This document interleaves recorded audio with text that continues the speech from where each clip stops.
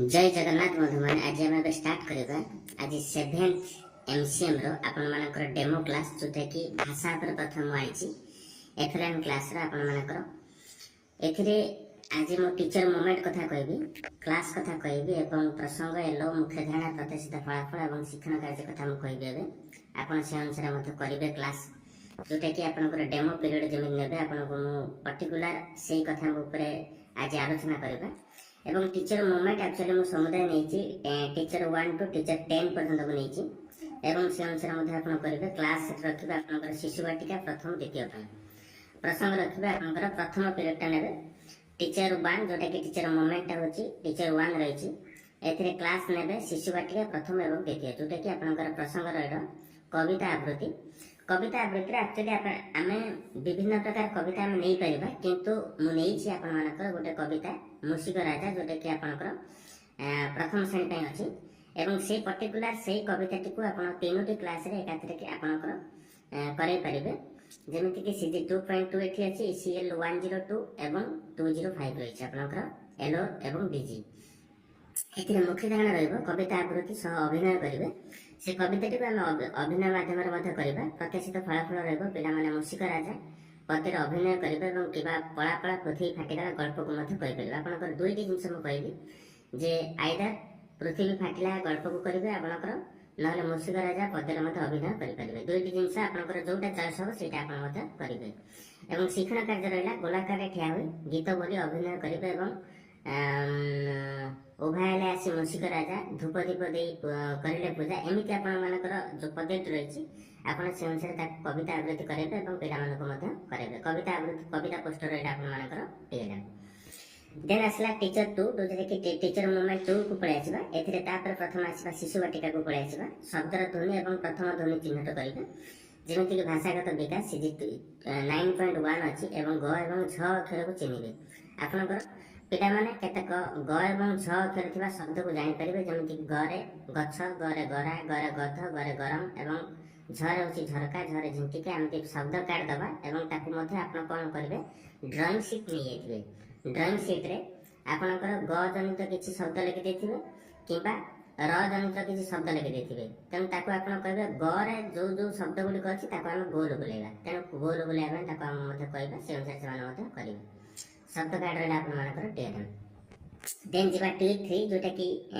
Teacher moment 3 के पास आसीबा प्रथम श्रेणी के आसीबा पळा पळा पृथ्वी फाटिला आपर डीजी2 ईसीएल 102 आसला सहभागी पठन एथि रहले पिला माने परस्पर सहयोग विषय को बुझिबा एवं उत्तर देबे जेमि ताको प्रश्न छुटिया छुटिया क्वेश्चन करबा के बणरे बोलुथला एवं केन गछते से जाउथला एवं की शब्द सुबिला आपनकर एटे श्रुगाळ कथा कहै छै के बणरे बोलुथला श्रुगाळटी बणरे बोलुथला केन गछते से बेले जाउथला से बेल गछते जाउथला की शब्द फुटिला उठे ठो होई कि उठे शब्द फुटिला आपन ताको एमिति मध्ये ताको आमे कहिबा पिला मानको आगे बुझै देतिबा एवं सेमान मध्ये जेमिति आंसर संगे संगे करबा प्रश्न पत्र बाला आपनकर टीएलएम एवं ताको तापर कोन करबा पिला मानको एठी जो शब्द कार्ड जो अछि ताको पिला मानको देई आमे तापर ताको हम करबा पय कहबा सेमान सेठी सेटा करूथुबे देन हम पळाइस प्रथम श्रेणी मध्ये ए जो विषय पढे देकी ताको हम मध्ये कहबा ए विषय एथरे तुमटे देखुथा मु तुमु पछरासी पुनी पचारिबी तेनु तापर आसीबा कोन कोठी T4 जोटा कि द्वितीय श्रेणी को आसीबे पढ एवं लेख एथरे टीजी2 इसेल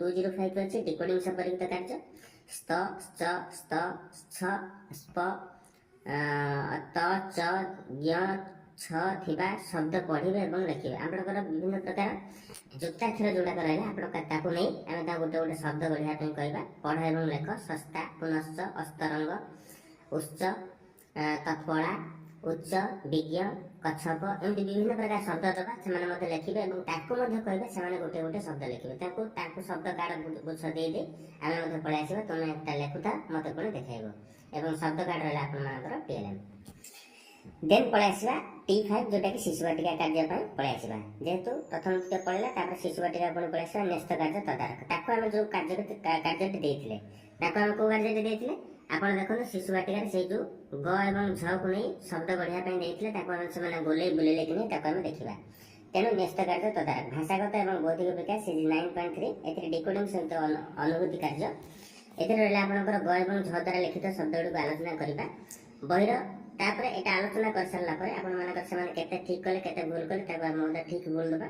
ତା ସହିତ ତାପରେ କ'ଣ କହିବା, ତାଙ୍କୁ ବହିର ମଲାଟକୁ ଦେଖି ତା ବିଷୟରେ କିଛି କହିବା ପାଇଁ କହିବି, ଯେଉଁଥିରେ କି ତାଙ୍କର ଯେଉଁ ଶିଶୁ ବାଟିକାର ଯେଉଁ ପ୍ରଥମ ପୃଷ୍ଠାଟି ଅଛି ତାକୁ ଆମେ ଦେଖେଇବା। ଏଇ ବହିରେ ତୁମେ ମଲାଟରେ କ'ଣ କ'ଣ ସବୁ ଦେଖୁଛ, ତୁମେ ସବୁ ଦେଖୁଥା, ମୁଁ ତୁମକୁ ପୁଣି ଏବେ ପଚାରିବି କ'ଣ କ'ଣ ତା ବିଷୟରେ ମୋତେ ତୁମେ କହିବ। ଏହା କହି ଆପଣ ବହି ମଲାଟକୁ ଆପଣ ତାଙ୍କୁ ଧରେଇଦେବେ ଏବଂ ସେମାନଙ୍କୁ ମଧ୍ୟ କହିବେ ଦୁଇଟି ଦଳରେ ଭାଗ କରିଦେବେ। ତୁମେ କିଛି କିଛି କହିବ, ମୁଁ ୟା ପରେ ଆସିଲେ। ତାପରେ ସାଙ୍ଗେ ସାଙ୍ଗେ କ'ଣ କରିବା, ଆମେ ପ୍ରଥମ ଶ୍ରେଣୀକୁ ପଳାଇ ଆସିବା। T6 ଆସିଲା ପ୍ରଥମ ଶ୍ରେଣୀ।